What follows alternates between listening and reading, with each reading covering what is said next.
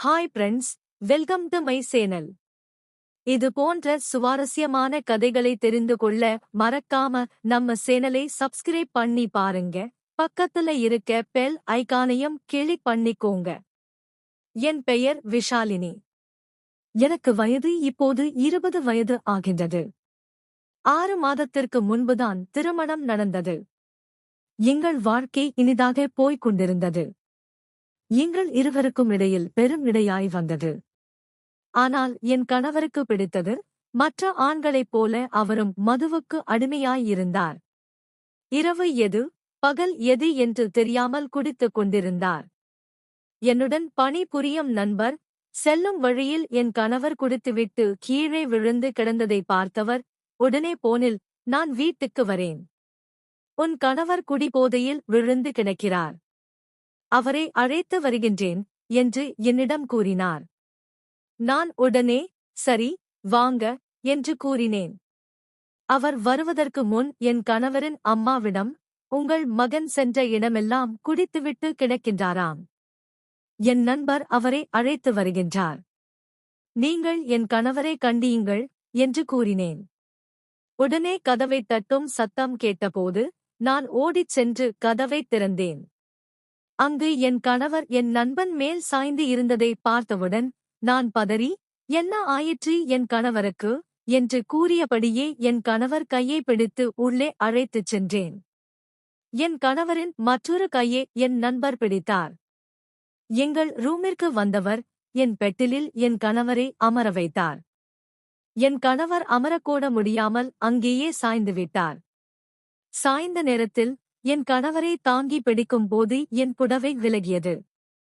அதை கவனித்த என் நண்பர் பார்த்ததும் பார்க்காதபடி இருந்தார். அதே சமயம் வேர்த்து கொட்டியது. அவரை கவனித்த நான், ஏன் இப்படி உங்களுக்கு வேர்கிறது என்று கேட்டேன். அவர், ஒன்றுமில்லை என்று சொல்லி என்னை உற்று பார்த்தவுடன் நான் என்னை கவனித்தேன். என் உடையை சரி செய்து கொண்டு, சரி அமருங்கள், சாப்பிட்டுவிட்டு செல்லலாம் என்று கூறினேன். அவர், அதெல்லாம் ஒன்றும் வேண்டாம் என்று எழுந்திருக்கும் தருணத்தில் என் கணவர் குடிபோதையில் நன்றாக உறங்கிக் கொண்டிருந்தார். என் நண்பரின் கால்கள் என் புடவை மேல் பட்டு, அது தெரி. நானும் சரி என்று கூறினேன்.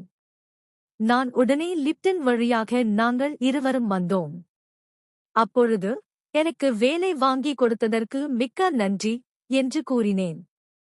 அதெல்லாம் ஒன்றும் வேண்டாம், ஒருவருக்கொருவர் உதவிதான் என்று கூறினார். நானும் சரி என்று என் வீட்டிற்கு கிளம்பினேன். எனக்கு கிடைத்த வேலை மிக நன்றாக இருக்கும் என்று எண்ணினேன். அங்கு கேண்டீன் உள்ளதாகவும் மதிய சாப்பாட்டு பிரச்சனை இல்லை என்றும் நினைத்தேன்.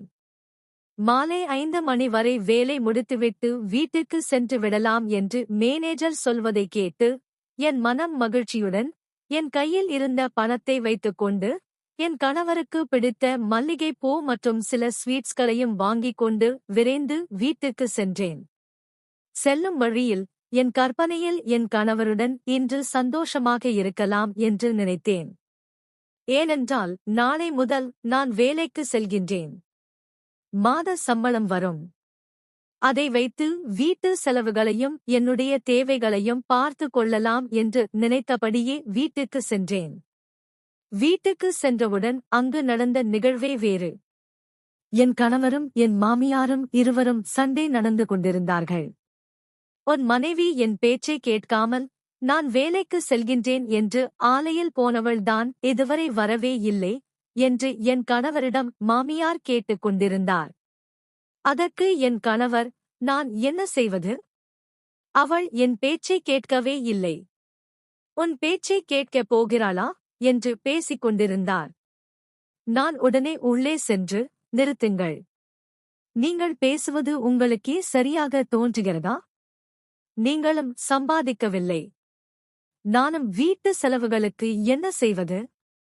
ஆகையினால் நான் தான் வேலைக்கு செல்கின்றேன் என்று சொன்னேன். இன்று கடவுள் எனக்கு புண்ணியமாக ஒரு நல்ல வேலை கிடைத்திருக்கிறது. நாளை காலை உங்களுக்கும் உங்கள் அம்மாவுக்கும் சாப்பாடுகளை செய்து வைத்துவிட்டு வீட்டு வேலைகளை முடித்துவிட்டு செல்கின்றேன். காலை 9 மணிக்கு வேலைக்கு சென்றுவிட்டு மாலை சரியாக 5 மணிக்கெல்லாம் வீட்டிற்கு வந்துவிடுவேன் என்று கூறினேன். கணவர், சரி சரி, நீ வேலைக்கு செல்லு. மாதந்தோறும் எனக்கு பணத்தை கொடுத்துவிடு என்று சொன்னார். என் மாமியாரும், சரி சரிமா, நீ வேலைக்கு செல்லலாம். வீட்டு வேலைகளை நான் பார்த்துக் கொள்கிறேன். என் பிள்ளை சரியில்லை என்றால் நீயாவது என் பொன்னாக இருந்து என்னையும் என் குடும்பத்தையும் பார்த்துக் கொள்கிறாய் என்று கூறினார். பணம் வந்தால் எல்லாம் மாறிவிடுமா என்று நான் நினைத்தேன். எதுவாக இருந்தாலும் பார்த்துக் கொள்ளலாம் என்று நினைத்து என் ரூமிற்குள் சென்றேன். என் பின்னே என் கணவர் உள்ளே வந்து, இப்போ நீ ஏதாவது பணம் வச்சிருக்கியா? முன்பணம் ஏதாவது வாங்கி இருக்கிறியா என்று கேட்டார். அதெல்லாம் ஒன்றுமில்லை. எதற்கு கேட்கிறீர்கள்? குடித்துவிட்டு மறுபடியும் ரோட்டில் விழுந்து கிடக்கவா என்று கேட்டேன். உடனே அவர், சம்பாதிக்க ஆரம்பித்ததும் என்னை நீ கேள்விகள் கேட்க ஆரம்பிச்சிட்டியா என்று கூறியவாறே என் பக்கத்தில் இருந்த ஸ்வீட் பாக்ஸை எடுத்துக்கொண்டு விறுவிறுவென்று வெளியே கிளம்பிவிட்டார். நான் என்ன செய்வது என்று தெரியாமல் மெத்தையின் மேல் அமர்ந்தவாறே, நான் நினைத்தது ஒன்றும் நடக்கவில்லையே என்று மல்லிகை பூவை பார்த்தபடியே அழுது கொண்டிருந்தேன். என் கணவருக்கு ஏன் ஒன்றுமே புரியவில்லை? என் மனைவி மல்லிகை பூ வாங்கி வந்திருக்கிறாளே, அதை தலையில் வைத்து விடுவோம், சற்று சந்தோஷமாக இருப்போம் என்ற எண்ணம் கூட இல்லாமல் அவர் எங்கே சென்றிருப்பார்? குடிக்கத்தான் சென்றிருப்பார் என்று நினைத்தபடியே அழுது கொண்டிருந்தேன். என் வாழ்க்கை இப்படியேதான் போய்க் கொண்டிருக்குமோ என்று எண்ணிக்கொண்டிருந்த நேரத்தில் விஷாலினி, விஷாலினி என்று வெளியே சத்தம் கேட்டது. வெளியே யார் என்று சென்று பார்த்தபோது என் மாமியார், சும்மா அழுது வடியாத, எழுந்து வேலைக்கு போக வேண்டும், ஞாபகம் இருக்குல்ல, சாப்பிட்டுவிட்டு தூங்கு போ என்று அதட்டினார். நான் சரி என்று நினைத்து அந்த இடத்திலிருந்து நகர்ந்தேன். காலை என் வேலைகளை முடித்துவிட்டு வேலைக்கு கிளம்பிவிட்டேன்.